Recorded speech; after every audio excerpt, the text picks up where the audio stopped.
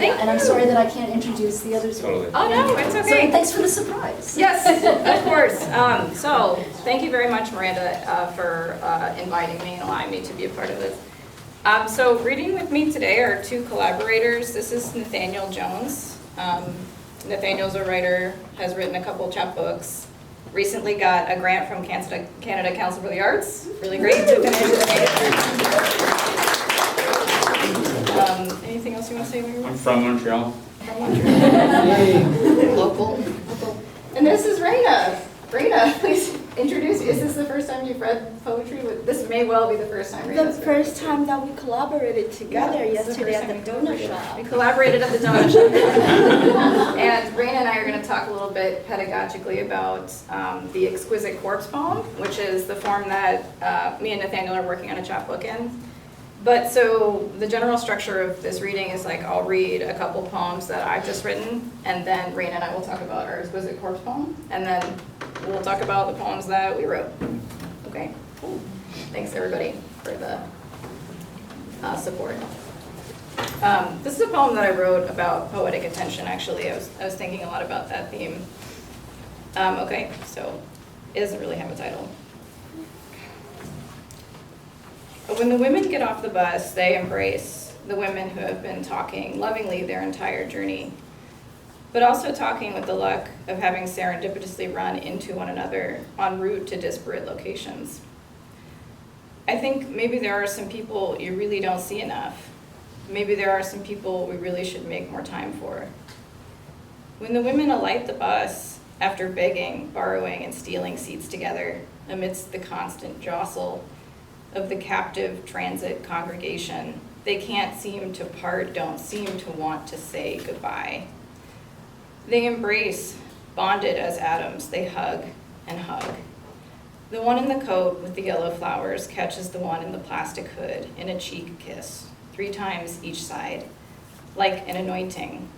They stand right in the path of foot traffic, rushing from the port of the bus to the port of the station, so that we must walk around.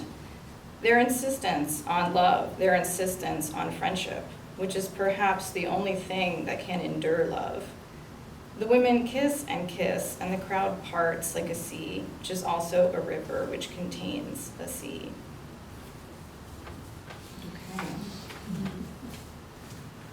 Okay. Slightly darker in tone, but still like less dark than normal. This poem is called "This is the Most You Will Ever See." This is the most you will ever see. This is in lieu of government, in lieu of getting the defense contract. I have feelings and feel them, zealotry beckons. I manifest as a grandmother's erotic consciousness, though she's been dead a long time. I keep waking up from not sleep, then falling back into it. When boots hold up all winter, we want to write the manufacturer, feeling Stockholm Syndrome in the captive economy. I want to say something like, you have no idea what it means to me, your product. It carried my body across an impossible flood of January light. Through the storm of my heart, across the arc of exterior pestilence, you kept me and still keep me. The two of us, well, we lived through a time together. But meaning festers, and what can't lubricate the machine of life must be discarded or simply tended to, tolerated, as one tolerates the inefficiency of children, their lack of motor skills. Today, I almost got a job contributing to the death of a lot of people. But I wasn't qualified, and the company went with a candidate who was better suited. For a while, I lived as that candidate and watched myself with a strange kind of longing. Okay. And this is an ekphrastic poem, which got tossed in at the last minute. And I think it's also about attention in a way. Okay. Virginia Manufactory, 45. In a letter to my dead grandfather, I'd say, you would have loved it, especially the way it was tucked off to the side of the building, hiding behind the English silver, in which only married women can see their reflections. You would have loved the way the balmy skin on the figure in the only portrait in the room radiated as dangerous things do. As if his hand could reach out past the Alsatian hound at his heel, seizing for the first time in years the copper relief of the serpent, open-mouthed as if speaking, beaten into the metal on the stock of the 1806 Virginia Manufactory 45. Even though you were never Southern, I'd say, talking to you as if you were blind, I'd tell you, the man in the portrait was looking at the flintlock, shaped like a little boy with his knees bent, springing backward and forward forever, bringing the lit wick to the powder. I tell you, I was always jealous of men's love for each other. Okay, cool. Okay. Now we go to a collaborative poem that Raina and I wrote yesterday together. And so I don't know how familiar people are with the exquisite corpse form, but essentially how it works is that you sort of write a line and We wrote a line on the napkin because Lee was talking about this poem reading yesterday with me, and I asked, what about it? how do you write how do you write collaboratively? Yeah. And then we started on the napkin. Yes. So she started off by writing 3 lines, and you folded. Yeah. And then I wrote it on the wrong side. But So then you don't have like a whole sense of the totality of the poem until you unfurl it and sort of read it together in what is either like a very magical moment or like sometimes a strange and like baffling moment in a good way. Okay, so we'll read this one together, and what we'll do is I'll just read the lines that I wrote and Raina will read the lines that she wrote. Gray pavement frames the river of traffic flowing across the park. scribbling, sitting on dewy grass. Writing for the napkin given with a bag of Polish donuts. Laughter in the swirl of apple and plum.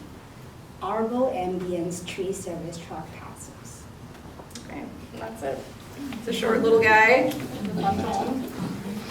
Thank you. Thanks for coming and reading with me. So now we'll read our collaborative poems together, which are super fun to do. Yeah, they're written in the same way that was just described. And yeah, all I'll say about it is that with regards to like the theme of this conference, obviously there's a connection to the idea of lichens being this symbiotic system of living organisms, algae and fungi. So like that's at play also in these exquisite corpse poems. But then also, in listening to some of the talks that were given today, I was thinking about how when we were working on these, I'd be very attentive to that last line that I gave you, and attentive to it because I wanted it to hold your attention. Right, To help so you like get- create a certain kind of response. Yeah. Yes, definitely. So we're just gonna read these like in no particular kind of order. Would you like to start or do you want me to start? A discrepancy between two lists. You search for the fork. In the road where one future diverges from an abstract concept. To Robert William Ray's on Sunday, February 25th, 2024, watching the news in the kitchen. I've melted today like nostalgia, running, imitating blood up my arm. Corn syrup in the eyes of a celluloid being leaking. Parataxis clipped Eros mahogany. It is a matter of acknowledging virtuality. I'm television for the cat looking in my window.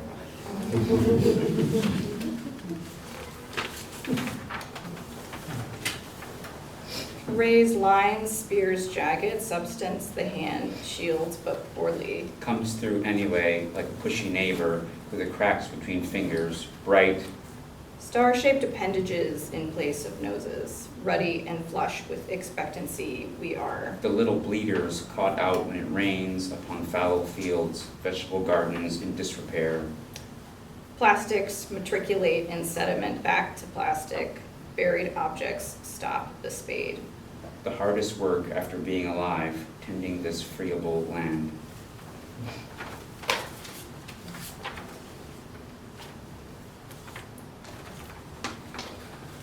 A vocal slip in a third language of becoming, stymied in the past tense, tractor wheels gouge. Patterns of speech in the wet ground, chew sod, green to brown, reverse alchemy made easy, or Quebec French.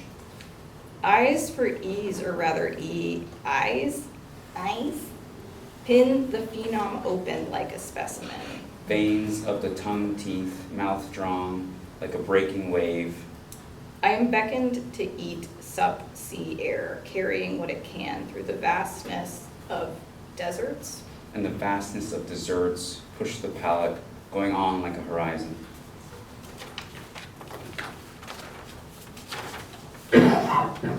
State your research intents, besides the material transitions. Of North American malls, new radicals, spin doctors. Swivel chairs, pardon me, for thinking aloud again, angst.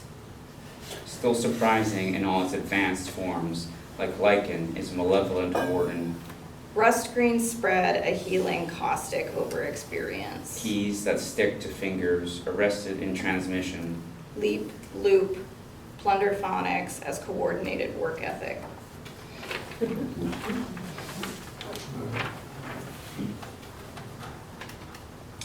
Dappled wall in afternoon exegesis, in carving light, runes, Writ like waves atop coral canopies. denuded stars, daylight. Who exactly has need of illuminated texts? Of waves smoothed across vellum like a ship. Sentiment arms itself for defense, not defense. It sneaks through, grasping, 10 shows, the theater of forgetting. Formerly known as North America, excluding Mexico, It's wanton. wanted cultural syncretism. Sorry. Thanks, no, that's fine. We could try to read it in tandem. The last one? Yeah. We don't have time. No. Okay. Who's watching? Last one, guys. Thank you very much. I'm having a great time. I hope you guys are too. The flicker film of the fluorescent tube cast actors, everyone was a criminal. We turned for the profile shot without needing to be told. All this violence is the resulting fallout from the codification of nesting. Rituals, how we manufacture scarcity to then scrimp and save, devour each other, A kind of compromise, the warmer rain on the acid fluff of leftover snow. dissolving like styrofoam, my resolve, that is to say, my capacity, To build stone bridges without stone, to fortify thin air. as a distribution of pressure and allotment that holds. Thank you, everyone. Thank you.